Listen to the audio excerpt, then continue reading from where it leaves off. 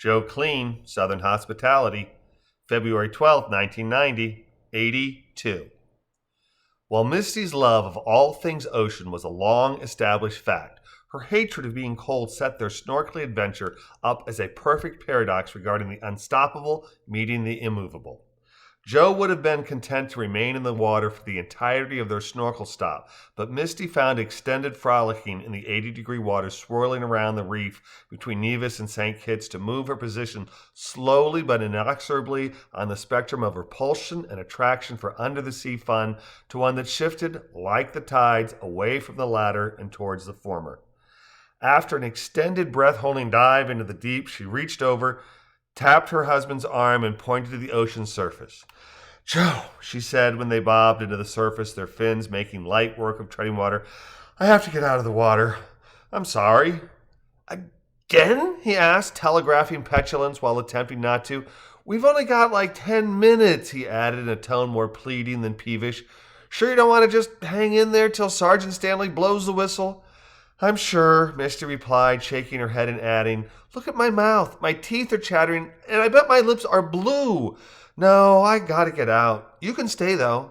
Joe tilted his head, raised his left eyebrow, and furrowed his forehead. "Really? What happened to the buddy system? To dredge up a saying from my early childhood, wherever you go, I go, as Justin and I used to tell one another back in the old days. Come on," he added, "if you're getting out, I'm getting out." "Hey, you can become a third wheel with Justin and Phil," Misty declared, her head swiveling as she scanned the waters for either couple, "or with John and Lois for that matter." "True," Joe agreed with a sigh and a nod, "but I'd much rather be here with you. Come on, let's get you drenched in sunshine.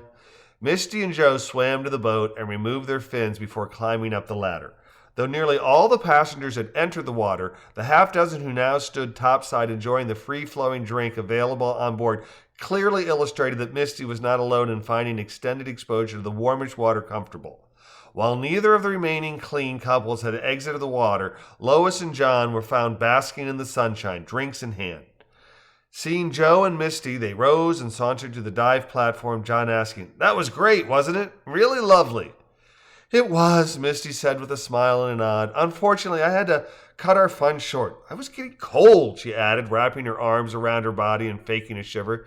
"Same," Lois declared. "John was gallant enough to exit when I asked, but he'd still be in there splashing around if it wasn't for me." Taking her husband's hand, she added, "Thank you, sweetie." "Don't mention it," John replied, looking at his watch.